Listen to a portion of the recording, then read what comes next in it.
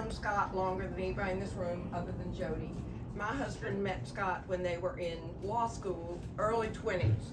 And then I met Scott, my mid-20s. Scott was in his late 20s. And when I first met Scott, we went up to New York, and he was in his first apartment, and his bathtub was also his dining room table. You know, it had a board that went over the bathtub, and I was quite impressed. You know? And so Scott and my husband did many, many things together through the years. And sadly, guys, I want to read you what Scott wrote.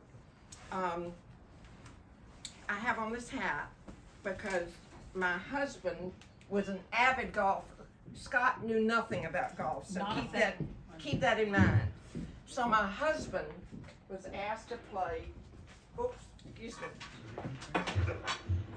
in the Pebble Beach Pro-Am. This is the little invitation that they send out, and I gave that to Scott after my husband died.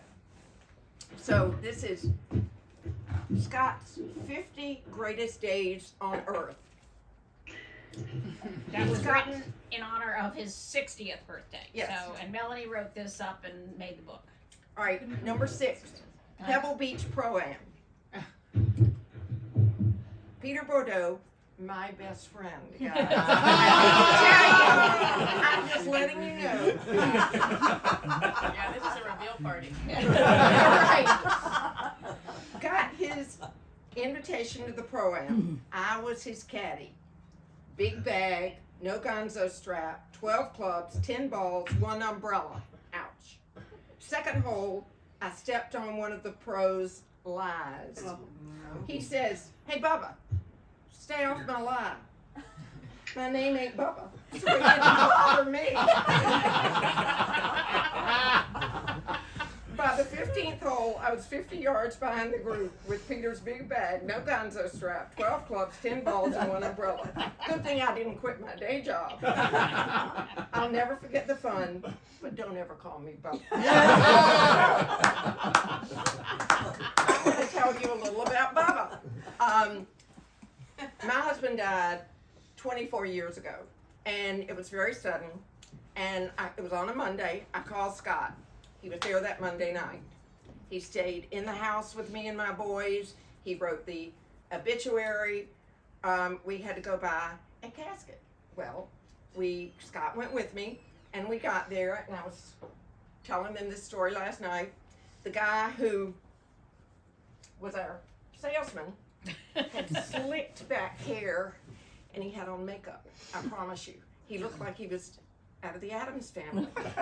And so, you know, we signed all the things, you don't even know what you're signing, and then he took us to these beautiful double mahogany doors, and he walked over, and he stood there like this, and he said, turned to Scott and to me, and he said, "Pick out whatever you like." And he threw open the doors, and it's this room full of all of these caskets. And you know, Scott and I kind of jumped back. Well, we walked in, and on the left, we started going around. The first casket had pink velvet quilted interior with embroidered flowers. So we walked to the second one, and it had pink satin embroidered interior. And then we walked to the third one, and it had pink ruching, you know. And then the next one was blue, and you know, there were several caskets with the blue, then the white, and we walked all the way around. And Scott, and I was getting angry, you know, and Scott started giggling. Well, I started giggling. And then we got, and the guy's standing there, you know, in his makeup, and he said, "What did you like?" And I looked at him, I said, "I didn't like anything." And so Scott said, Peter was a very simple man. Let's pick out something that was simple. So Scott picked it out. Scott was going to give the last eulogy at the funeral. Well, Joe Maselli got up, and he talked about Peter was my best friend, and I was Peter's best friend.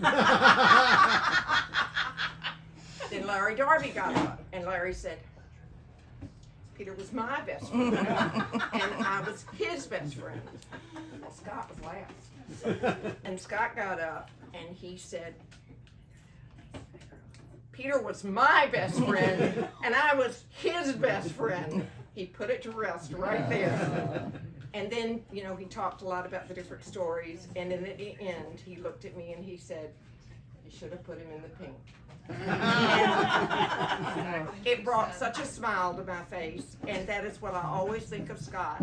And so I would like to say, I want you all to think of your favorite memory of Scott and let him put a smile on our faces today. Because even though it's a terrible day, that's the kind of man that he was. I love you, Scott. Scott. To Scott.